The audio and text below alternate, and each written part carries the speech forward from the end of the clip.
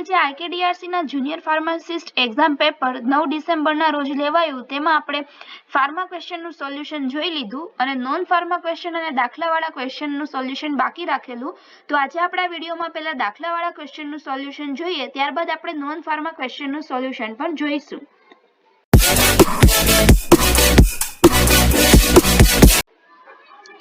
જેમાં પહેલા આ 80 નંબરનો ક્વેશ્ચન છે, એમાં પૂછવામાં આવેલું છે કે દવાનું એક સોલ્યુશન છે જેમાં દવાનું પ્રમાણ બનાવતી વખતે એટલે કે સ્ટાર્ટિંગ જે દવા હતી તેમાં 500 યુનિટ પર મિલીલીટર એનું કોન્સન્ટ્રેશન હતું. ત્યારબાદ 40 દિવસના સમય પછી એનું કોન્સન્ટ્રેશન જ્યારે માપ્યું ત્યારે 300 યુનિટ પ્લસ મિલીલીટર થયું. તો આમાં આપણને ફર્સ્ટ ઓર્ડર પ્રમાણે જે છે એ દવાનું અડધા ભાગનું કેટલું વિઘટિત થાય, કેટલા સમયે થશે, એટલે કે આમાં આપણને T1 શોધવા કીધેલું છે અને અકોર્ડિંગ ટુ ફર્સ્ટ ઓર્ડર. તો આ દાખલાનું આપણે અહીંયા સોલ્યુશન જોઈએ, જેમાં T1 આપણને શોધવા કીધું છે. તો T1 નું જે ઇક્વેશન છે એ થશે 0.693 upon K. તો આ જે ફર્સ્ટ ઓર્ડર માટે T1 નું ઇક્વેશન છે આપણને યાદ છે, જેની માટે આપણે K શોધવો પડશે. તો K શોધવા માટે આપણે સ્ટાર્ટિંગ કોન્સન્ટ્રેશન ને ત્યારબાદ જે 40 દિવસના સમય પછી જે કોન્સન્ટ્રેશન થયું એટલે કે બિફોર અને આફ્ટર વાળું કોન્સન્ટ્રેશન જોશે. બિફોર નું કોન્સન્ટ્રેશન છે 500 અને આફ્ટર નું કોન્સન્ટ્રેશન છે 300. તો જે K નું ઇક્વેશન છે 2.303 upon T log A upon B. તો આ ઇક્વેશન પરથી આપણે K ને શોધીશું એટલે 2.303 અહીંયા આવશે. સમય કેટલા દિવસનો લાગ્યો તો 40 દિવસનો. લોગ પહેલા સ્ટાર્ટિંગ કોન્સન્ટ્રેશન 500 ભાગ્યા છેલ્લું કોન્સન્ટ્રેશન 300 એટલે આપણને જે K ની વેલ્યુ છે 0.0126 મળશે. હવે આપણે T1 નું ઇક્વેશન મૂકીશું 0.693 upon K એટલે કે 0.693 upon 0.0126 એટલે કે 55 ડેઝ આવે, જે આપણા ઓપ્શનને અકોર્ડિંગ જે છે આમાં આપણે પોઈન્ટમાં જરા કામ તેમ રહ્યું હોય એટલે 55 આન્સર આવે, જે આપણા પોઈન્ટના ઓપ્શન પ્રમાણે 54.3 દિવસ એ આપણો સાચો આન્સર છે. અહીંયા 40 દિવસને બદલે 40 મિનિટ હોય તો ઓપ્શનમાં પણ 54 મિનિટ સમથિંગ આપ્યું હોય, તો આજે છે રાઈટ આન્સર થયો. ત્યાર પછી જે દાખલાવાળો ક્વેશ્ચન પૂછ્યો હતો એ તો 87 નંબરનો, આ ખૂબ ઇઝી હતો, જેમાં સ્થિર સ્થિતિ રુધિરની સાંદ્રતા એટલે કે સ્ટેડી સ્ટેટ પ્લાઝમા કોન્સન્ટ્રેશન આપણને આપ્યું છે. કેટલું છે? એક દવાનું પ્લાઝમા કોન્સન્ટ્રેશન જે છે એ 5 mg પર લિટર છે અને એ દવા 10 mg પર કલાકના દરે એટલે કે રેટ, દર એટલે રેટ આપ્યો છે, કયા રેટે? 10 mg એક કલાકમાં એક્સિટ આઉટ થાય છે. તો આપણે શું કેલ્ક્યુલેટ કરવાનું છે? Renal clearance. તો આપણે એનું સોલ્યુશન જોઈએ. રિનલ ક્લિયરન્સ નું સોલ્યુશન છે કે રેટ ઓફ યુરિનરી એક્સક્રીશન એટલે પહેલા ઉપર રેટ મૂકવાનો, એને ભાગ્યા પ્લાઝમા ડ્રગ કોન્સન્ટ્રેશન, તો આપણને રિનલ ક્લિયરન્સ મળે. તો અહીંયા જે રિનલ ક્લિયરન્સ છે એના માટે પ્લાઝમા કોન્સન્ટ્રેશન જે છે mg પર લિટરમાં આપ્યું છે અને જે દવાનો રેટ છે એ mg પર કલાકમાં આપ્યો છે. તો આપણને જે રિનલ ક્લિયરન્સ મળે લિટર પ્રતિ કલાક મળે, તો ઓપ્શનમાં લિટર પ્રતિ કલાક જ બતાવ્યું છે. પરંતુ જો ml પર મિનિટમાં આપણને ક્લિયરન્સ પૂછ્યો હોય તો આપણે આ ડિજિટને છે એને 5 mg પર લિટરમાંથી મિલીલીટરમાં ફેરવવું પડે અને અહીંયા કલાકમાંથી ડેટાને મિનિટમાં ફેરવવો પડે, પણ અહીંયા એની કોઈ પ્રોબ્લેમ નથી. તો રેટ જે છે એ 10 mg પર કલાક છે અને ડ્રગ કોન્સન્ટ્રેશન જે છે એ 5 mg પર લિટર છે, તો 10 ભાગ્યા 5 એટલે 2 લિટર પ્રતિ કલાક જે છે રિનલ ક્લિયરન્સ આપણો રાઈટ આન્સર થાય, એટલે કે ઓપ્શન બી રાઈટ આન્સર થાય. ત્યાર પછી જે દાખલાવાળો પ્રશ્ન છે એ 90 નંબરનો પૂછેલો, જેમાં પૂછ્યું હતું કે હાઇપરટેન્સિવ દવા છે જેનો મોલેક્યુલર વેઇટ આપણને આપી દીધો છે અને શું કીધું છે કે 5 કિલોગ્રામ જે છે એ 5 મિલીગ્રામની દવા 1 કિલોના વ્યક્તિને જોઈએ, એનો ડોઝ આપ્યો છે IV માટે. તો આપણે 130 ગ્રામ વજન ધરાવતા પ્રાણીને દવા આપવાની છે, તો એની માટે 10 mm નો દ્રાવણનું કેટલું વોલ્યુમ આપણે આપીએ ત્યારે એને આટલી દવા મળે. તો એની માટે પહેલા આપણે 132 ગ્રામ વજન ધરાવતા પ્રાણીને કેટલો ડોઝ દેવો એ શોધવું પડે. આપણે જોઈએ તો જો 1 કિલોગ્રામના વ્યક્તિને 5 એટલે 1 કિલોગ્રામના પ્રાણીને 5 mg ડોઝ છે, એનો ડોઝ છે 1 કિલોગ્રામ એટલે કેટલું થયું? 1000 ગ્રામ. જ્યારે આપણને 132 ગ્રામના પ્રાણીને ડોઝ દેવાનો છે, તો આપણે ડોઝ કેલ્ક્યુલેટ કરશું કે 1000 ગ્રામ માટે 5 mg તો 132 ગ્રામ માટે કેટલું, એટલે 132 ગુણ્યા 5 ભાગ્યા 1000 એટલે 132 ગ્રામના વ્યક્તિ માટે 0.66 મિલીગ્રામ આપણે ડોઝની જરૂર છે. હવે આપણે સોલ્યુશન કેટલું પૂછ્યું છે? 10 મિલીમોલનું પૂછ્યું છે. અહીંયા કીધું છે કે 10 મિલીમોલનું દ્રાવણ બનાવવાનું છે, તો 10 મિલીમોલનું દ્રાવણ બનાવવા માટે આપણે શું કરવું પડે કે દવાનો કેટલો વજન લેવો એ વેઇટ કાઉન્ટ કરવો પડે. તો 10 મિલીમોલના દ્રાવણ માટે આપણે કેટલો વેઇટ જોઈએ કાઉન્ટ કરીએ તો એનું ઇક્વેશન છે કે જેટલું તમારે રિક્વાયર્ડ કોન્સન્ટ્રેશન છે અહીંયા લખવાનું એટલે કે 10 મિલીમોલ એને ગુણ્યા કેટલા વોલ્યુમમાં બનાવવું છે તો અહીંયા આપણે 1 લિટરમાં બનાવશું એ આપણે જાતે જ લખવાનું કે 1 લિટરમાં બનાવવું છે એને ગુણ્યા મોલેક્યુલર વેઇટ કેટલો આપ્યો છે 368 એ આપણને ક્વેશ્ચનમાં આપ્યો જ છે. હવે 1 મિલીમોલ તમે 1 લિટરમાં બનાવો એટલે 1 મિલીમોલ એટલે શું થયું કે 1 મિલીમોલ છે એટલે કે 1 મોલને તમે 1000 માં નાખો તો 1 મિલીમોલ થયું. આપણે 10 મિલીમોલ બનાવવાનું છે એટલે 10 મિલીમોલ એટલે કે 10 મિલીમોલને 1000 માં એટલે 10 ભાગ્યા તમે 1000 કરો એટલે કેટલું થઈ જાય 0.010 થઈ જાય. તો આ 0.010 વેલ્યુ અહીંયા લખવાની એને ગુણ્યા 1 લિટર આ 0.010 એટલે શું એ 10 મિલીમોલ થયું એમ કે 10 મોલ 1000 માં એને ગુણ્યા મોલેક્યુલર વેટ એટલે આપણને 3.68 ગ્રામ આટલો વજન મળે કે આટલો વજન જે છે એને તમે 1 લિટરમાં નાખો એટલે 10 મિલીમોલનું સોલ્યુશન બન્યું એટલે કે શું કે 3.68 ને 1000 ml માં નાખ્યા આપણે બરાબર 1000 ml ની અંદર એટલે 10 મિલીમોલનું સોલ્યુશન બની ગયું. તો 10 મિલીમોલ રેડી થઈ ગયા પણ આપણને શું પૂછ્યું છે કે 132 ગ્રામના પ્રાણીને કેટલું વોલ્યુમ આપવું પડે તો 132 ગ્રામના પ્રાણીને પહેલા દવા કેટલી આપવાની છે 0.66 મિલીગ્રામ તો 0.66 મિલીગ્રામને આપણે ગ્રામમાં ફેરવી દઈએ તો આવું કંઈક આવે તો જો 3.68 ગ્રામ ત્યારે 1000 ml માં આપો ત્યારે 10 મિલીમોલ બને તો 0.006 ના આપણે કેટલો વજન લઈએ ત્યારે આપણને કેટલા ml લઈએ ત્યારે આપણે 10 મિલીમોલ સોલ્યુશનનું દ્રાવણ મળે તો એની ફરી ત્રિરાશિ મૂકીશું આપણે આવી રીતે 0.006 ગ્રામ એને ગુણ્યા 1000 ભાગ્યા 3.68 એટલે આટલા ml આન્સર આવે 0.179 એટલે કે 0.18 ml. આ ઈઝી છે ફ્રેન્ડ્સ એકવાર તમે જોઈ લેશો એટલે તમને આવડી જશે. આ થોડું વધારે લાંબુ લખ્યું છે એટલે અઘરું લાગતું હશે તો 0.18 ml એટલે કે 0.18 ml આટલું ml આપણે આપીએ એટલે એને 10 ml નું આટલું ml આપીએ એટલે એને જેટલી રિક્વાયર્ડ દવા છે 0.066 મિલીગ્રામ એટલી મળી જશે. તો આનો રાઈટ આન્સર થયો. નેક્સ્ટ દાખલા વાળો ક્વેશ્ચન તો 0.9% સોડિયમ ક્લોરાઇડ ની મોલારિટી કાઉન્ટ કરવાની તો આ તો ખૂબ ઈઝી છે 9% એટલે કેટલું થયું કે 9 મોલ છે એ 100 ml માં પર એ 0.9 છે એટલે 0.9 ml જે છે 100 ml માં તો 9 ml કેટલામાં થયા 1000 ml માં તો 9 ડિવાઇડેડ બાય 58.44 જેનો મોલેક્યુલર વેઇટ છે કરીએ એટલે આપણને આન્સર મળી જશે. હવે આપણે નોન ફાર્મા ક્વેશ્ચનનું સોલ્યુશન જોવાનું છે આપણે ફાર્મા વાળા તમે હવે ગુજરાતી ગ્રામરના જે પ્રશ્નો છે અહીંથી ચાલુ થાય છે જેનું આપણે સોલ્યુશન જોઈએ.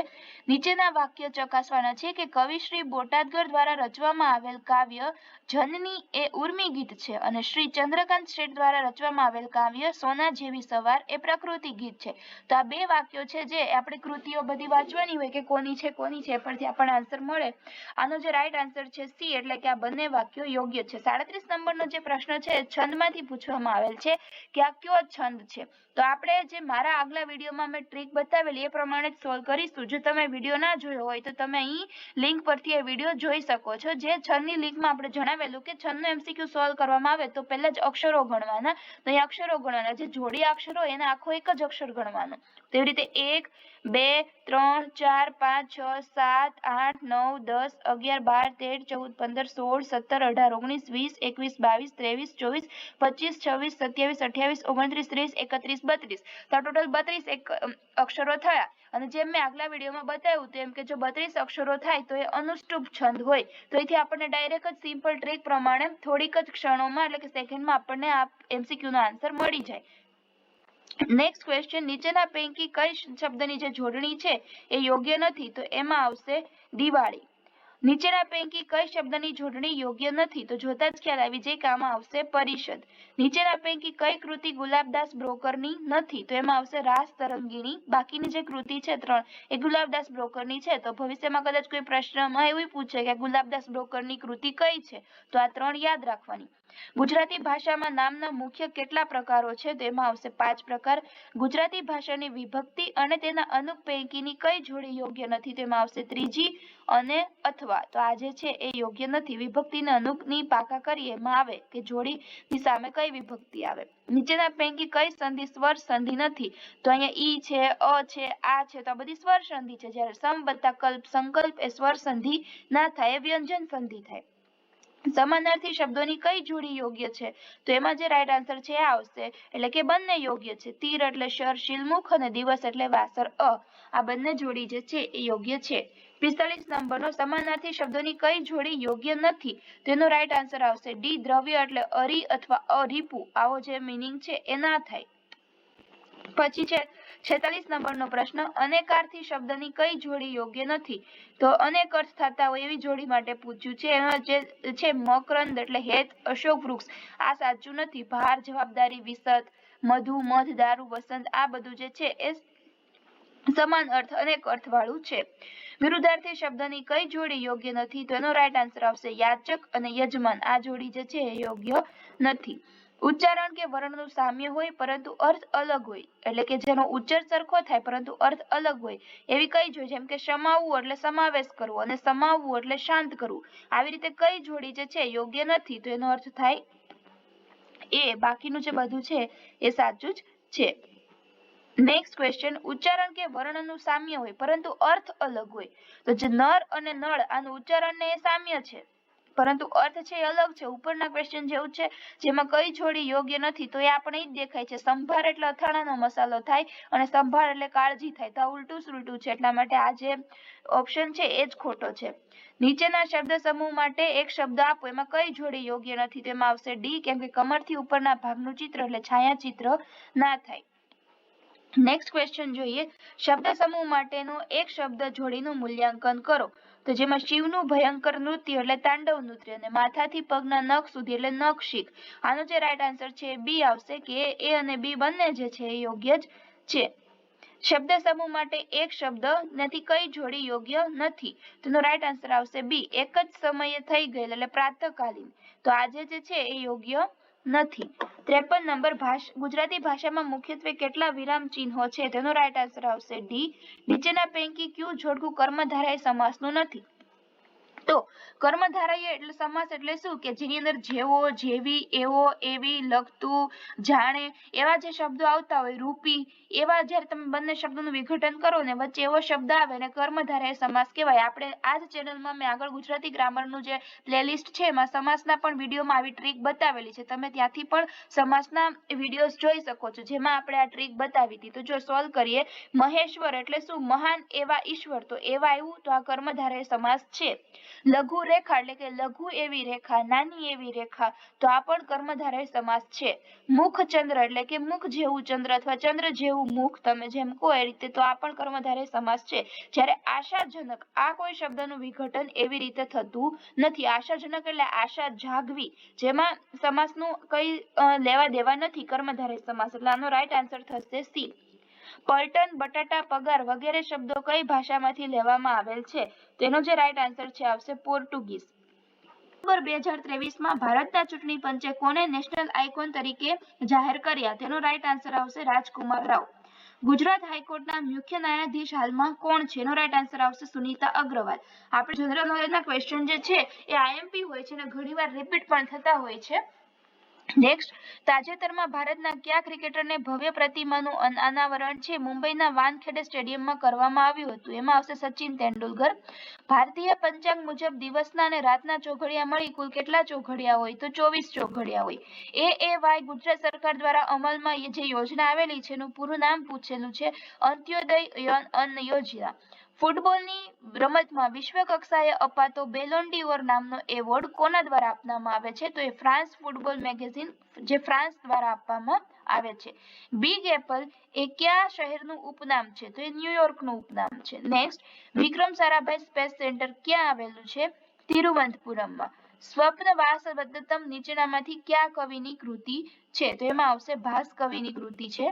ભારતમાં ભક્તિ આંદોલનની શરૂઆત ક્યારે થઈ હતી? 15મી અને 16મી સદીમાં થયેલી. નર્મદા નદીની જે લંબાઈ છે 160 કિલોમીટર છે. ગુજરાતમાં કચ્છના ડુંગરોની 3 ધાર છે તેમાં નીચેનામાંથી કઈ નથી?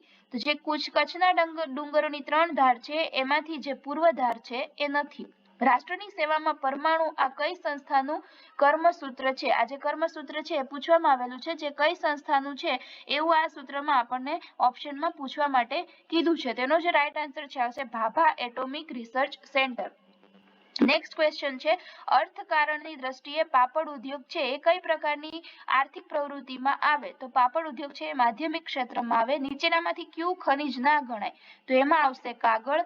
16 નંબરનો પ્રશ્ન ભારતીય ઇતિહાસમાં મૌર્ય સામ્રાજ્યના કયા રાજ્યને પશુપાલન પર પ્રતિબંધ મૂક્યો હતો? એમાં આવશે સમ્રાટ અશોક.